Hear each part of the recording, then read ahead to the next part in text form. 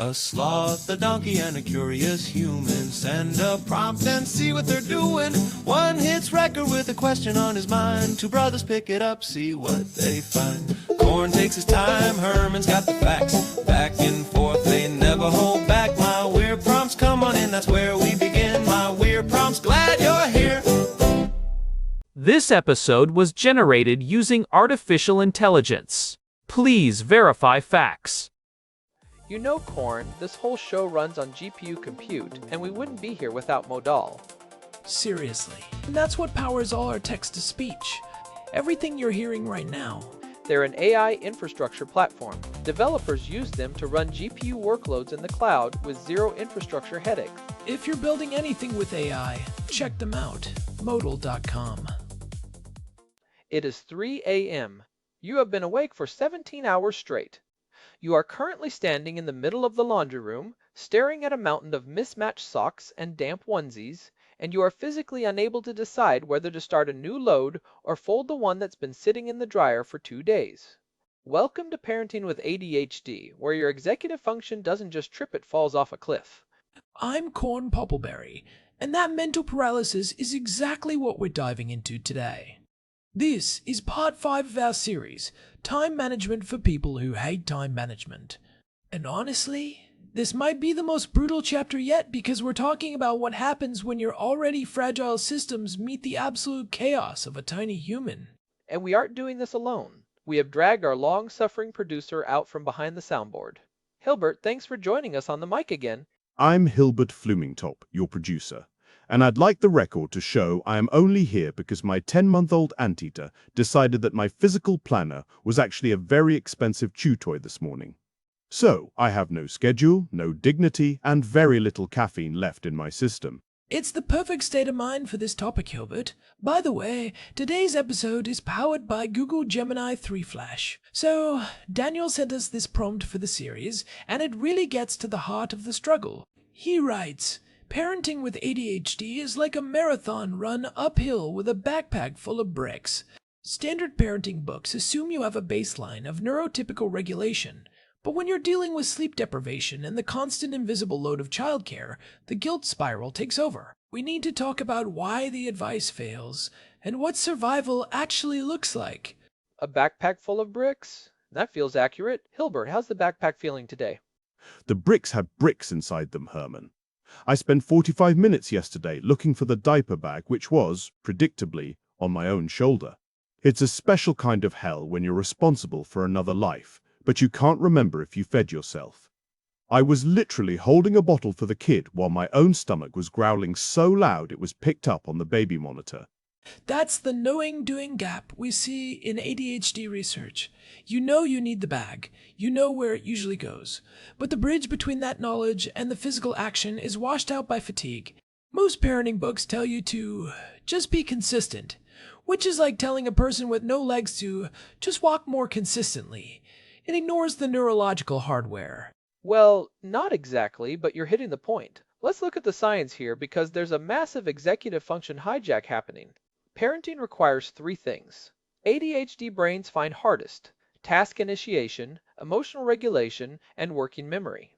A baby or a toddler is essentially a random noise and demand generator. They shatter the fragile routines we use to stay afloat. Think about a standard ADHD strategy like time blocking.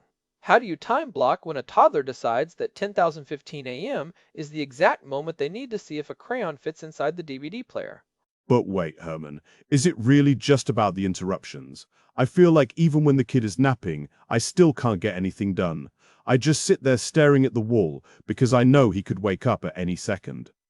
It's like I'm in a state of waiting mode, but for 18 hours a day. That's a classic manifestation of hypervigilance-induced paralysis. Because your brain knows a disruption is coming, it refuses to commit RAM to a complex task. It's like trying to render a high-def video on a laptop while someone keeps unplugging the power cord.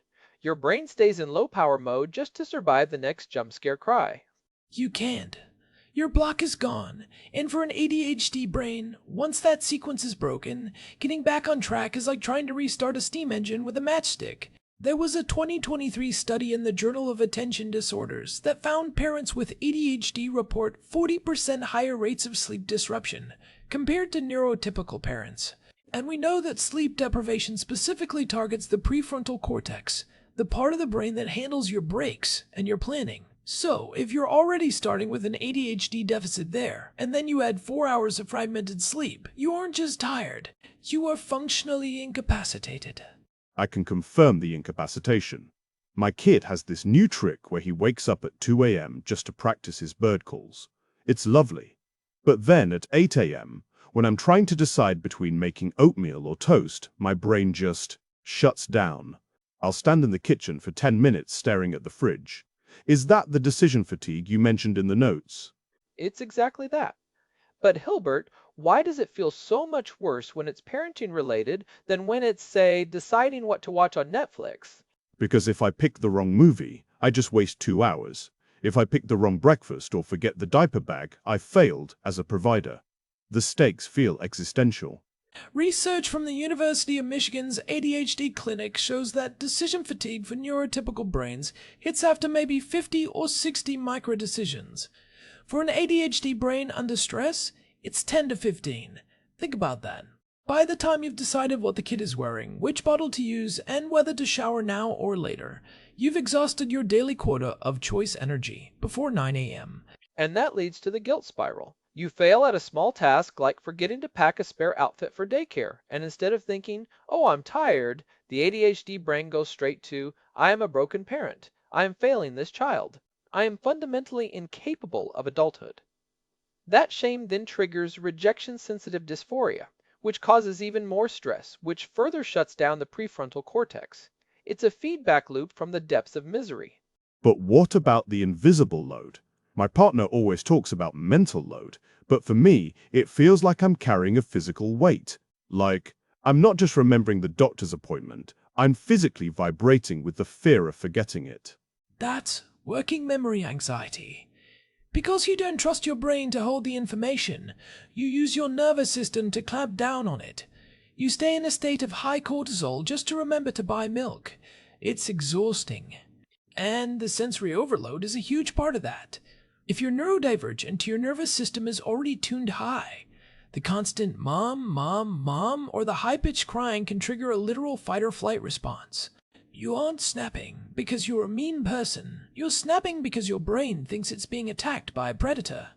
There's actually a term for this in the clinical literature, sensory defensive parenting.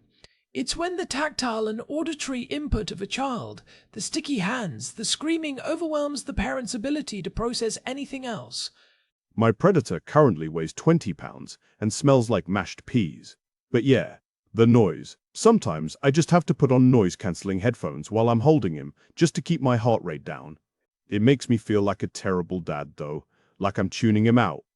But Hilbert, let's look at that through a different lens. If you don't wear the headphones, what happens? I get irritable. I start vibrating with tension. I probably end up putting him in the crib and walking away just to breathe.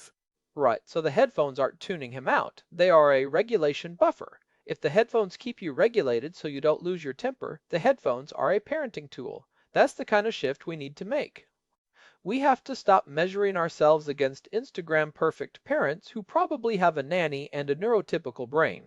Those parents are playing the game on easy mode while you're playing on legendary with a broken controller. Let's talk about the mask release paradox. This is fascinating. Kids often mask at school. They hold it together, behave perfectly, and then they explode at home because home is their safe space. For an ADHD parent, this after-school restraint collapse happens right when their medication is wearing off and their mental energy is at zero. You have two people with no regulation left, hitting each other like tectonic plates. It's the 5 p.m. collision. Your Adderall or Ritalin is leaving the building, your kid is melting down because they had to sit still for 6 hours, and the house looks like a crime scene. That is the moment where most ADHD parenting systems crumble. That's exactly my life at 5003. But what do? You can't just tell the kid to wait until your brain reboots. How do you handle that gap between the meds wearing off and the kid actually going to bed? You have to plan for the downturn. If you know your meds were off at 5, that's not the time to try and cook a complex meal or help with difficult homework. That's low executive function. Time. Cereal for dinner, screen time for the kids, and you sitting in a dark room for 10 minutes. You have to stop fighting the biology of the crash and start engineering around it. Think of it like a scheduled power outage. You wouldn't try to run the dishwasher during a blackout. You'd light a candle and wait. This actually ties into a concept called pacing. In chronic illness communities, they talk about spoons. ADHD parents are often spoon negative by 4 p.m. If you try to borrow spoons from tomorrow to pay for tonight's dinner prep, you're just going to wake up in a bigger deficit. Sometimes the most productive thing you can do is lower the bar until it's a tripping hazard. So, if the standard is a home-cooked meal and a clean kitchen, and I'm at 0 spoons, what's the ADHD-friendly version of that? The version where everyone is fed and no one is crying. If that means paper plates and frozen chicken nuggets eaten on the floor while watching a movie, then that is a perfect evening. You've successfully managed your resources. So how do we fix the tectonic plates? Because trying harder clearly isn't working. Corn, you mentioned anchor points instead of rigid schedules. Explain that, because I know Hilbert's tried the color-coded calendars, and we all know how that ended. It ended with the anteater eating the Tuesday sticker and me crying over a Google Calendar that I hadn't updated in 3 weeks. Seriously, I spent 4 hours setting up that calendar with different colors for feeding, play, and chores, and it lasted exactly until the first diaper blowout. Right. A rigid schedule says, at 7:15 a.m. we do X.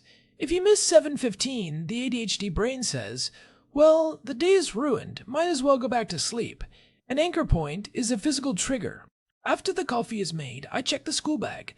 The coffee is the anchor. It doesn't matter if it happens at 7 a.m. or 9 a.m. The task is tied to a physical sensation you're already doing. It's about reducing the number of starts you have to initiate. If the bag check is part of the coffee sequence, it requires less executive energy than a standalone bag check task. You're piggybacking on existing dopamine hits. It's like a train. Starting the engine takes a massive amount of coal, but once it's moving, adding one more car doesn't take much extra energy. But what happens when the anchor itself gets moved? Like, if I run out of coffee beans, does the whole system collapse? That's where you need secondary anchors. If the coffee fails, the anchor becomes putting on shoes. You need a backup physical sensation, but the key is that it's not tied to the clock. The clock is the enemy of the ADHD parent because the clock is relentless and unforgiving. Physical anchors are flexible. It's also about visual cues. An ADHD brain often struggles with object permanence for tasks. If the diaper bag is in the closet, it effectively doesn't exist. If it's hanging on the front door handle, it's a physical obstacle you have to interact with. You're turning a mental to-do into a physical to overcome. So, if I tie putting on my shoes to taking out the trash, I don't have to decide to take out the trash later. The shoes are the trigger. You're already standing, you're already near the door. The barrier to entry is lowered. Another big one is the shoes method for decision fatigue.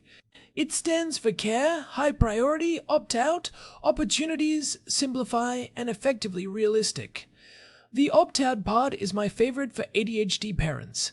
For the small stuff like what's for dinner, just flip a coin. Or have a Tuesday as tacos, rule forever. Eliminate the choice entirely so you save that mental energy for the big stuff, like not leaving the stove on. Tuesday is tacos is a classic for a reason. It's not just a meme, it's an executive function prosthetic. If you never have to ask what's for dinner, on a Tuesday, you've just saved yourself 15 minutes of scrolling through Pinterest and 30 minutes of arguing with a spouse. That energy can now go toward helping your kid with their math homework or just not losing your mind when they spill juice on the rug. I've started doing the simplify part with the kid's clothes. Everything he owns is now grey or navy blue. I don't have to match socks because they all match. It felt lazy at first, but it saved me about 5 minutes of morning panic. That is a perfect example of decision batching. You made one big decision. Everything is navy blue, so you never have to make 500 small decisions about matching outfits. People like Steve Jobs or Mark Zuckerberg did this with their own clothes for a reason. They knew their executive function was a finite resource. When you're a parent, that resource is even more precious. That's not lazy, Hilbert. That's engineering. You're building a drop zone, a designated spot for keys and bags so you don't have to go on a search and rescue mission every time you need to leave the house. Every minute you spend looking for keys is a minute of executive function you're burning before you even get to work. Think of your brain like a phone battery. Searching for keys uses 10% of your battery. Getting the kid into the car seat uses 20%. If you start your day at 70% because you slept poorly, you can't afford to waste that 10% on keys. What about the transition time?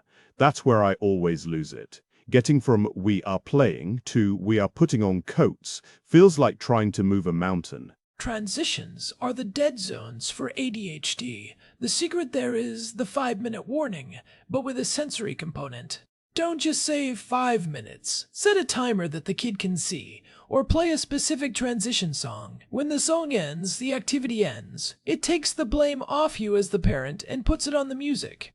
It also gives your brain a chance to switch gears. And we have to talk about body doubling. In part 1, we talked about how ADHD brains work better when someone else is in the room. This works for parenting chores too. Do the dishes while you're on the phone with a friend, or even with the baby. Narrate what you're doing to the kid. Now daddy is putting the blue plate in the rack. It keeps your brain engaged and prevents that drifting that leads to half-finished chores. Wait, narrating actually works? I thought I was just losing my mind talking to a 10-month-old who can't talk back. I'll be standing there saying, "And now we are scrubbing the crusty oatmeal off the spoon. Yes, we are, and I feel like a crazy person." It's incredibly effective. It's called externalizing the internal monologue. By speaking the steps out loud, you're using the language centers of your brain to keep the executive centers on task. It's much harder to get distracted by a shiny object if you are mid-sentence saying, "And now I am wiping the counter." It's also great for the kid's language development, so it's a double win. You're being a good parent and an efficient ADHDer at the same time. There's also the sleep debt accounting. If you know you've had a bad night, you have to adjust your expectations for the next day. You wouldn't try to run a marathon with a broken leg. Why try to maintain a perfect parent schedule on 4 hours of sleep? On high debt days, the goal isn't productivity, it's keep everyone alive and fed. We call this red light days. On a red light day, the only things that happen are the essentials. No laundry, no deep cleaning, no complex projects. I'm currently in about 6 figures of sleep debt. Does that mean I can just lie on the floor while the kid climbs on me? Because, honestly, that sounds like a solid plan for tomorrow. Honestly, sometimes, yes. If that's what it takes to stay regulated until your partner gets home or until the next nap, that's a win. There's a thing called horizontal parenting. You are the mountain, and the kid is the explorer. You stay lying down, they climb on you. Everyone is happy, and you aren't burning executive function trying to stand up. We need to move away from this idea that parenting has to look a certain way to be good. If the kid is safe and you aren't screaming, that is a successful day of ADHD parenting. We're seeing a lot of this in the conservative parenting space too. This push for discipline and order. And look, order is great. But for an ADHD family, order doesn't come from willpower. It comes from systems. It's pro-family to admit when the standard model is breaking you and to find a way that actually preserves the peace in your home. If a rigid no screens rule is causing you to have a nervous breakdown every afternoon, that rule is hurting your family more than the iPad is. I mean, it's vital. If your household is a war zone because you're trying to follow a neurotypical discipline book that triggers your RSD and your kid's sensory issues, you aren't building a strong family. You're building resentment. Real strength is admitting the limitation and building a ramp over it. You wouldn't tell a person in a wheelchair to just try harder to get up the stairs. You'd build them a ramp. These systems, the uniforms, the anchor points, the body doubling, those are your ramps. Let's talk about the laundry mountain for a second. That's a classic ADHD parenting trap. You have 5 baskets of clean clothes that never get put away. Why? Because the task, do laundry, is actually 30 smaller tasks. Sort, wash, dry, fold, sort again, carry, put away. It's a multi-stage process that offers 0 dopamine until the very end, and even then, the reward is just more laundry tomorrow. I usually stop at dry. The dryer is basically my dresser now. I've reached a point where I just reach in, find something that doesn't smell like mildew, and hope for the best. Is that a ramp or just a failure? And that's a valid system. If living out of the dryer keeps the floor clear and keeps the kids in clean clothes, why fight it? But if you want to fix it, you have to chunk it. Don't try to do the whole mountain. Set a timer for 5 minutes. Just 5. When the timer goes off, you can stop. Most of the time, the hardest part for an ADHD brain is the initiation cost. Once you've started, the dopamine of seeing progress might carry you through. But if it doesn't, you still did 5 minutes. Another laundry hack, the clean basket system. You don't fold. You just have a basket for shirts, a basket for pants, and a basket for socks. You dump the clean clothes into the appropriate basket. No folding required. You've removed the highest friction part of the process. That sounds like a dream. But my wife might kill me if I just dump everything into baskets. How do you negotiate these systems with a neurotypical partner? That's a huge topic. It starts with the why. You have to explain that folding isn't just boring for you. It's a task that drains your limited daily energy. If you save the energy you would have spent folding, you can use that energy to give her a break or be more present with the kid. It's a trade-off. Neurotypical partners often think we're being lazy because they don't see the internal cost of the task. You have to make that cost visible. Let's move to some practical takeaways because I want Hilbert to actually have something to try this week. Hilbert, your homework for the next 7 days, I want you to pick one decision-free block. Either your breakfast or your morning outfit. No choices allowed. Pick a uniform. A uniform, huh? I can do that. I'll look like a tech mogul, but with more baby spit up on my shoulder. Black t-shirt, jeans, same socks. I can commit to that. I'll probably feel like a cartoon character who always wears the same thing, but if it saves me from staring at my drawer for 10 minutes, I'm in. And try decision batching. Once a week, maybe Sunday night, make every non-urgent decision for the week. What are we eating? When is the laundry happening? Write it down. Then during the week, you aren't deciding, you're just executing. It's much easier on the brain. When you're tired on Wednesday, you don't have to think. You just look at the list. Wednesday is spaghetti. Done. And for the listeners, start with the drop zone. If you don't have a hook by the door for your keys in the diaper bag, go buy one today. It is the single highest ROI investment you can make for your sanity. Also, consider visual timers. Those clocks where the red disappears as time goes by. They are a godsend for kids and for ADHD parents who lose track of time while playing on the floor. Also, check out episode 14.7, The Neuroscience of Sleep Deprivation, if you want to understand exactly why your brain feels like it's full of cotton wool right now. It helps to know its biology, not a character flaw. When you understand that your brain is physically struggling to produce dopamine, you stop being so mean to yourself. That self-compassion isn't just hippy-dippy talk. It's actually a physiological requirement for executive function. Shame is a neurotoxin. I'll try the uniform thing. If I show up next week wearing the same shirt, you'll know why. Also, the little one figured out how to unplug the router yesterday during my deep work block. He looked me right in the eye and pulled the cord. I think he's a Luddite.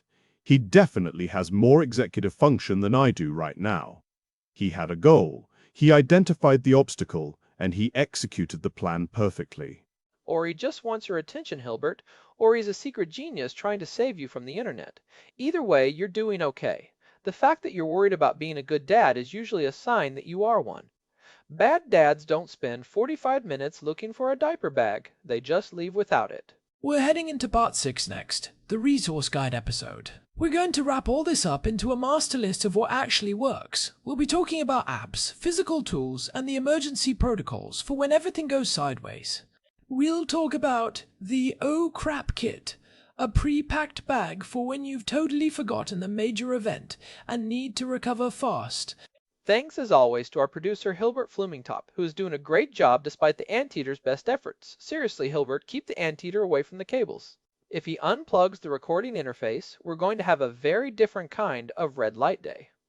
Big thanks to Modal for providing the GPU credits that power this show and let us explore these deep dives. This has been My Weird Prompts. If you're enjoying the show, a quick review on your podcast app helps us reach other parents who are currently staring at their laundry in despair. We see you, we are you, and it's going to be okay.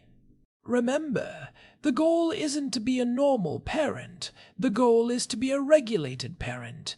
Find us at myweirdprompts.com for the full archive and the show notes from today's episode, including the Choose Method breakdown and a guide to setting up your first drop zone.